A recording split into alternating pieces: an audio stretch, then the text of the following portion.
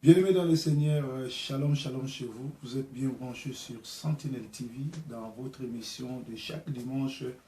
Jésus-Christ est pain de vie. Jésus-Christ est pain de vie, c'est une émission d'édification, une émission de révélation, une émission de retour à la parole qu'anime votre humble serviteur, le messager de la bonne nouvelle, Salomon, Proverbe 30-30, Didier Songo, Didier Forme, c'est toujours la même personne.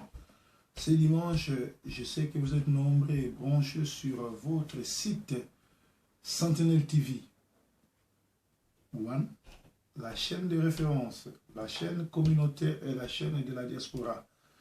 Cet après-midi ou ce matin, je m'excuse, je ne sais pas à quelle heure vous allez suivre cette émission ou cet enseignement, mais ça va déjà être sur votre YouTube à partir de 1h du matin, vous avez déjà ça sur votre YouTube comme chaque dimanche.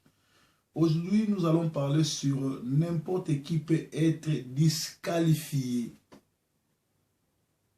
N'importe qui peut être disqualifié. On aura 25 bonnes minutes devant le Seigneur et je voudrais que le Seigneur puisse parler à tout un chacun. Ici, la parole de Dieu est claire. N'importe qui peut être disqualifié. Je vais lire au nom de Jésus-Christ. Nous sommes dans 1 Corinthiens 9. Nous commençons au 23e jusqu'au 27e verset. Je fais tout à cause de l'évangile afin d'y avoir part. Ne savez-vous pas que tous ceux qui courent dans les stades courent tous, mais qu'un seul remporte le prix? Courez donc de manière à remporter les prix de la vocation céleste. Courez de manière à remporter l'esprit de la vocation céleste. Tous ceux qui combattent s'imposent toute espèce d'abstinence et ils le font pour obtenir une couronne corruptible. Mais nous faisons-les pour une couronne incorruptible. Mais moi donc, je cours non pas comme à l'aventure, je frappe non pas comme battant l'air, mais je traite durement mon corps et je le tiens assujetti, de peur d'être moi-même rejeté après avoir prêché aux autres. Je reprends. Moi donc, je cours non pas comme à l'aventure, je frappe, non pas comme battant l'air, mais je traite durement mon corps et je le tiens assujetti, de peur d'être moi-même rejeté après avoir prêché aux autres. Alléluia, alléluia, alléluia. Dieu est merveilleux. Ici, en anglais, la parole de Dieu dit, I don't want to be disqualified.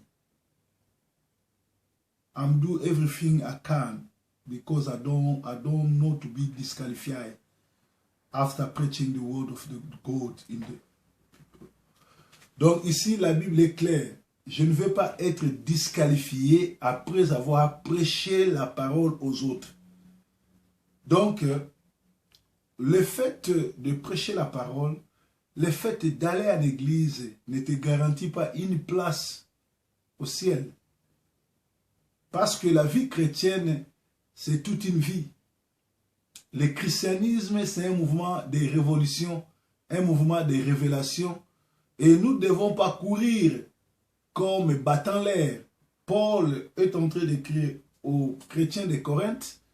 Aujourd'hui, nous ne parlons pas aux chrétiens de Corinthe, mais nous parlons aux chrétiens du temps de la fin, que nous devons assujettir nos corps. Et ça tombe bien, actuellement, il y a les Jeux olympiques qui se déroulent à Rio, comment on appelle ça, au Brésil. C'est-à-dire tous les athlètes qui sont retenus là-bas, qui se sont qualifiés pour représenter leur pays, ils ont abandonné le monde. Ils se sont mis à entretenir leur corps assujettir leur corps. Ils respectent un régime. Ils courent le matin, ils ne mangent pas beaucoup, ou peut-être ils mangent léger, tout et tout. Tout cela pour remporter un prix qui n'est pas un prix très important. C'est un prix charnel. La Coupe du Monde, 100 mètres, 500 mètres olympiques, la médaille d'or, c'est pas mauvais, c'est bon, mais c'est pas ça l'essentiel. Paul dit, je vais traiter mon corps durement, je vais assujettir mon corps, parce que je ne veux pas courir en vain, mais que je cours pour remporter les prix à la vocation, de la vocation céleste. C'est-à-dire ici, nous avons beaucoup de choses à dire. La première des choses, quand le Seigneur t'appelle, il t'appelle d'abord pour te sauver, pour le salut de l'âme. Nous avons 3 sortes d'appels. L'appel au salut, l'appel au ministère et l'appel au-delà. Au-delà, c'est-à-dire quand le Seigneur t'appelle pour aller te reposer, ce que vous appelez la mort. Premier appel, quand le Seigneur t'appelle, il t'appelle d'abord pour sauver ton ministère, ta vie, pour sauver ton salut. Alléluia. C'est-à-dire, le Seigneur t'appelle pour sauver d'abord ta vie spirituelle, c'est-à-dire ton âme, et après il peut t'appeler au ministère, après il va t'appeler à aller te reposer parce que pour aller au ciel, il faut passer par la mort. Voilà pourquoi l'apôtre Paul dit, la mort met un gain. Bien-aimé, l'apôtre Paul est clair, il dit, j'ai fait tout à cause de l'évangile. L'apôtre Paul dit, il fait tout à cause de l'évangile. Suivre Jésus, c'est d'abord s'abstenir à la vie, refuser les gains, regarder tout ce qui était comme toi, de l'avantage comme de la boue, sacrifier ta vie. La vie chrétienne, ce n'est pas ce que vous appelez, c'est pas ce que les gens, je vois aujourd'hui, croient que la vie chrétienne, c'est très facile. Quand le Seigneur t'appelle, la première chose, il faut savoir que tu es dans les combats. Tu combats contre les méchants, contre les principautés, contre les diables, contre les démons. Ces gens-là n'ont pas le pardon. Les gens-là ne vont pas te laisser tranquille. C'est-à-dire, tu dois avoir une vie de prière, tu dois avoir une vie de jeûne et prière, tu dois avoir aussi le temps de prier, d'intercéder, de glorifier Dieu, d'adorer, tout et tout. Et tu dois pratiquer la vie chrétienne dans la vie. Un bon prédicateur, ce n'est pas celui qui se met devant le pupitre pour parler de Dieu, mais celui qui, il faut vivre ça dans la communauté. Paul dit, j'ai fait tout à cause de l'évangile. Qu'est-ce qu'il fait? Il abandonne tout ce qui était comme gain. Il abandonne le plaisir de ce monde. Il traite durement son corps. Il n'est pas un fanatique. Il n'est pas fanatique d'une église, fanatique d'un pasteur, mais lui, il est disciple de Jésus-Christ. Et lui, il respecte toute la parole de Dieu. Il met la parole de Dieu en pratique. Il aime son prochain sans omettre d'aimer son Dieu qui est le créateur de l'univers. Aujourd'hui, nous avons des chrétiens qui aiment beaucoup son pasteur, mais qui haïssent d'autres. Les gens sont confondus. Ils ne savent pas c'est quoi être chrétien. Pour eux, son pasteur, c'est seulement celui qui les prêche. D'autres pasteurs ne sont pas leurs pasteurs. Voilà, tu vas t'étonner quand, au dernier jour, le Seigneur va te dire, je ne t'ai jamais connu. Paul dit, je cours pas pour plaire à mon corps. Bien-aimé, il ne faut pas plaire à notre vie. Je fais tout à cause de l'évangile afin d'y avoir part. Ce n'est pas n'importe qui entrera au ciel, qui héritera le royaume des cieux, mais c'est lui qui respecte les normes de l'évangile. Dans les normes de l'évangile, il n'y a pas beaucoup de choses, il n'y a que des lois, il n'y a que des commandements, aimer Dieu et aimer ton prochain. Parce que dans 1 Jean 4, 7 à 9, on nous dit, Dieu est amour. Celui qui dit qu'il est de Dieu et qui n'aime pas son prochain, qui n'aime pas son voisin, il n'est pas de Dieu. Tu n'es pas de Dieu. Et vous devez savoir que l'amour n'exclut pas les contrôles. L'amour n'exclut pas de critiques. Quand tu aimes, tu châties bien aussi. Paul dit, aux Corinthes. Aujourd'hui, c'est proverbe qui s'adresse à la communauté. C'est proverbe qui s'adresse aux fidèles de Sentinelle TV que Paul a dit, j'ai fait tout à cause de l'évangile, afin d'y avoir part. Ne savez-vous pas que ceux qui courent dans les stades courent, mais qu'un seul remportera les prix? Les 100 mètres, les 500 mètres, il n'y a qu'un seul qui va remporter le prix. Et nous aussi, en venant à l'église, nous devons courir derrière la couronne céleste. Un chrétien doit tout faire pour hériter le royaume des cieux. On n'hérite pas le royaume des cieux par rapport au slogan. On n'hérite pas le royaume des cieux en écrivant derrière sa veste qu'on aime Jésus. On hérite le royaume des cieux en appliquant la parole de Dieu. Il faut vivre la parole. Il faut appliquer la parole de Dieu. Il faut vivre la parole. Et la parole de Dieu n'est autre que l'amour de Dieu et l'amour du prochain. Alors nous descendons ici. On nous dit encore, tous ceux qui courent, il n'y a qu'un seul qui remporte le prix. Courez de manière à remporter. Tous ceux qui courent s'imposent toute espèce d'abstinence. Donc ici, Paul est en train de s'entretenir, il est en train de révéler aux chrétiens que nous devons courir. Courir, ça veut dire quoi? Vivre la vie du christianisme. Nous devons le vivre pas pour plaire aux gens, pas pour chercher les bénédictions. Parce qu'actuellement, il y a des hypocrites. Vous allez voir des gens qui n'ont pas de papier, ils sont fidèles à l'église, ils crient, ils prient, ils gênent, ils sont fidèles à leur dîme. Mais dès qu'il a des papiers, le frère n'a plus le temps de venir à l'église. Moi, je connais, il y a une de nos sœurs, je ne sais pas même si je vais l'appeler sœur ou une ex-sœur, qui avait un problème de maître monde, d'accouchement. Elle était fidèle à l'église, elle donnait sa dîme, elle était tout le temps là-bas. J'étais sûr qu'en arrivant à l'église, si les gens ne venaient pas, elle serait là. Mais dès qu'elle a commencé la grossesse, dès qu'elle a mis au monde, on ne l'a plus revue. Et après un mois, quand je l'ai appelée pour savoir pourquoi elle ne venait pas, elle va me dire, pasteur, tu sais, le bébé là qui vient de naître me dérange. Je n'ai pas le temps pour venir à l'église. Je m'occupe d'elle. Elle a disparu. Donc la sœur avait tout le temps de venir à l'église pour chercher l'enfant. Dès que le Seigneur a exaucé la prière, sa prière, on lui a donné l'enfant. Le Seigneur lui a donné l'enfant. La sœur a disparu. J'ai pris de ces nouvelles. Nous connaissons des gens comme ça, qui sont fidèles à l'église avec leur dîme, tout, parce qu'ils cherchent le papier, parce qu'ils cherchent le mariage, parce qu'ils cherchent la maison, parce qu'ils cherchent du travail, parce qu'ils cherchent à avoir des enfants. Mais dès que leur prière est exaucée, on ne les voit plus à l'église. Vous voyez, ces gens-là, ils courent pour les gains célestes et terrestres. Ils ne courent pas pour remporter les prix célestes. Les prix célestes, c'est les royaumes des cieux. Et pour hériter les royaumes des cieux, ce n'est pas du fanatisme, du fantaisisme ou quoi, mais c'est la vraie parole, l'application de la vraie parole. Ici, l'apôtre Paul est clair, il dit, tout ce qui court s'impose toute espèce d'abstinence.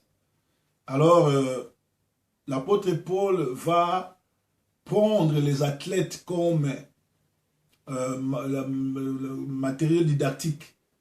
Et ça tombe bien, nous sommes au mois d'août, il y a les Jeux olympiques qui se passent comment on appelle ça, au Brésil. Moi, de temps en temps, quand je suis libre, je suis ça.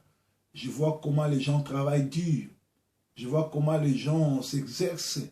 Ces gens maltraitent leur corps pour gagner des prix. Remporter une coupe, remporter une médaille qui est éphémère. Mais nous devons abstenir nos corps. Nous ne devons pas manger n'importe comment. Nous ne devons pas boire n'importe comment. Nous avons un temps. à manger, un temps à prier, un temps à lire la Bible, un temps à chanter. Et nous devons nous conformer par rapport à la parole si nous voulons être bénéficiaires du royaume des cieux. Si nous voulons hériter le royaume des cieux. Voilà pourquoi l'apôtre Paul dit, les athlètes pour remporter les prix s'abstiennent. Si les gens qui courent pour remporter une médaille qui demain va disparaître, une médaille qui n'amènera nulle part, une médaille qui ne fera que leur apporter des problèmes, peuvent s'abstenir, se former, avoir un caractère. Pourquoi pas nous qui voulons hériter le royaume des cieux, adopter les mêmes systèmes? Bien-aimé, moi je ne suis pas facile. Moi je maltraite mon corps. Il y a un temps pour manger, il y a un temps pour jeûner, il y a un temps pour boire, il y a un temps pour rigoler, dormir, il y a un temps aussi pour prier. Bien-aimé, il faut prier, il faut jeûner, il faut chercher la face de Dieu. Des fois, je passe mon temps à écouter d'autres prédicateurs, à voir où je dois exceller, où je dois performer. J'écoute aussi les autres, je vois leurs erreurs, je vois aussi comment je peux m'améliorer. J'écoute ma prédication, j'écoute celle des autres, je compare. Aujourd'hui, je suis très content. Il y a des prédications que j'ai faites il y a 3 mois, 4 mois. Je ne peux plus les faire comme ça parce que j'ai vu des erreurs et j'ai corrigé. C'est comme ça. Il y a un temps pour méditer la parole. Un enfant de Dieu, quand tu te réveilles le matin, tu lis les nouvelles du pays. Après, tu lis ta Bible. Voilà pourquoi j'ai instauré petit déjeuner, kolala kolamuka. N'est pas une habitude. Dormir et se réveiller, ce n'est pas une habitude, mais c'est Dieu qui fait grâce. Aujourd'hui, tu peux dormir et demain te réveiller malade, demain te réveiller en prison, demain te réveiller en enfer ou au ciel. Donc ça dépend de ta vie privée, de ta vie, comment tu la vis avec le Seigneur. Or, aujourd'hui, dans l'église, nous avons des hypocrites, des gens qui veulent plaire au pasteur, mais qui n'ont pas de relation intime avec Dieu. L'apôtre Paul a fait la rencontre personnelle avec Dieu. Sur la route de Damas, elle avait des lettres pour aller détruire l'église. Arrivée à Damas, elle a fait la rencontre personnelle avec Dieu. Cherche à rencontrer Dieu personnellement. C'est bien, tu as de bonnes relations avec ton pasteur, tu as de bonnes relations avec le dirigeant du choral, tu as de bonnes relations avec le président de ton pays, tu es en bonne relation avec le membre de l'église. Est-ce que tu es en bonne relation avec Dieu? Si Dieu t'appelle aujourd'hui, est-ce que tu hériteras le royaume des cieux? Parce qu'il y a des gens qui confondent. Moi, je ne viens pas à l'église pour le bien de ce siècle, pour les documents, pour la voiture, pour le mariage, pour la santé, tout et tout. Dieu dit, ne vous occupez pas des lendemains. Les lendemains prendra soin d'elles-mêmes. Mais comment se fait-il aujourd'hui, les gens qui prient, il n'y a pas de changement, les gens qui prient, même leurs accoutrements, ça ne montre pas que tu es chrétien. D'autres vont à l'église, ils s'habillent comme des chrétiens, mais ils ne sont pas des chrétiens. Excusez-moi, je vous dis la vérité. Et vous saurez que cette personne a des problèmes par rapport à son accoutrement, par rapport à son habillement. Vous allez voir des gens, les matins, ils sont chanteurs à l'église, le soir, ils sont dans des boîtes, le matin, ils sont dans l'hôtel, et l'après-midi, elle va chanter pour le Seigneur. Qui trompe qui? L'apôtre Paul est clair, il dit, tous ceux qui courent, tous ceux qui combattent, s'imposent toute espèce d'abstinence. Et ils les font pour obtenir une couronne corruptible. Mais nous faisons-les pour une couronne incorruptible. La couronne incorruptible n'est autre que le royaume des cieux. Jésus-Christ a dit à ses serviteurs, à ses disciples, je m'en vais vous préparer une place. S'il n'y en avait pas de place, je n'allais pas vous le dire. Mais il y a des places. Au ciel, il y a des places. Mais les places là sont limitées. Pour que le Seigneur puisse te réserver une place au ciel, bien aimé, ce n'est pas ton argent, ce n'est pas ta beauté, ce n'est pas ta grandeur, ce n'est pas ton nom, mais c'est ta vie comment tu la vis par rapport à la parole de Dieu? Ta vie, tu la vis comment par rapport à la parole de Dieu? Es-tu hypocrite? Es-tu une folle vierge? Ou es-tu une vierge sage? Dans Matthieu 25, on nous parle de 10 vierges. Ça dit, les 10 étaient vierges. Ils n'avaient plus de péché. Elles partaient pour rencontrer l'époux. Mais qu'est-ce qui va se passer? En cours de route, si ces 10 vierges-là me rencontraient et que je leur dirais, les 5 là, vous êtes folles. Vous n'allez pas rencontrer votre époux aujourd'hui. Vous n'allez pas être reçus au rendez-vous. Ils vont me traiter de tous les mots. Ils vont me traiter de fanatique, d'un aventurier, de quelqu'un qui a des démons, quelqu'un qui est possédé, tout et tout. Mais la réalité est ça. La réalité est que vers le petit matin, quand l'époux arrive, 5 étaient prêtes et 5 n'étaient pas prêtes. Je ne voudrais pas être à la place de 5 qui n'étaient pas prêtes, qui manquaient de l'huile. De l'huile aujourd'hui, c'est le Saint-Esprit.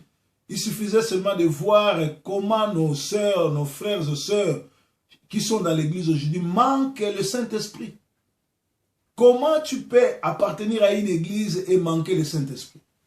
Comment tu peux être dans une église, au lieu d'être fanatique de Christ, disciple de Christ, toi tu es fanatique d'un homme, un pécheur, un aventurier, un abruti, quelqu'un qui est un gourou de la secte. Tu confonds le christianisme et une secte. Quand tu es dans des problèmes comme ça, quand tu n'arrives pas à distinguer où est la bonne voie et où est la mauvaise voie, c'est-à-dire tu es perdu. Tu vois, l'apôtre Paul est clair, ceux qui combattent s'imposent toute espèce d'abstinence. Ils le font pour obtenir une couronne corruptible. La médaille d'or, Champions League, tout ce que vous avez comme titre, ce sont des mérites corruptibles. Mais la seule mérite qui n'est pas corruptible, qui est incorruptible, c'est le royaume des cieux. Bien-aimé, dans ta vie chrétienne, cherche à hériter le royaume des cieux. Hériter le royaume des cieux dès que tu es vivant. Parce qu'après ta mort, même si on appelait tous les pasteurs du monde pour venir t'imposer les mains, et ce qui m'étonne, je vois des gens, après la mort, amener des gens dans l'église. Jésus n'a jamais fait la messe de mort.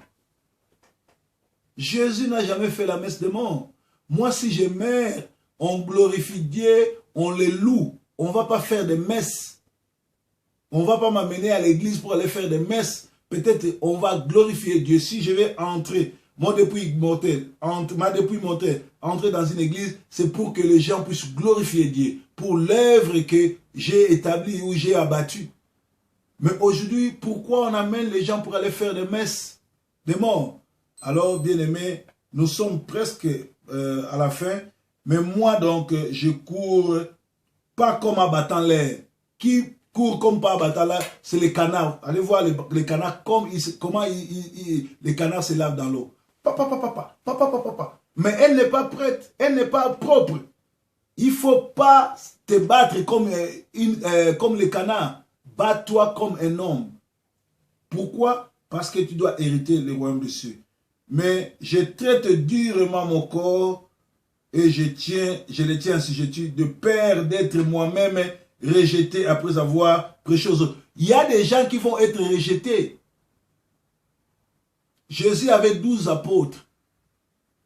Judas a été rejeté parce qu'il n'était pas libre.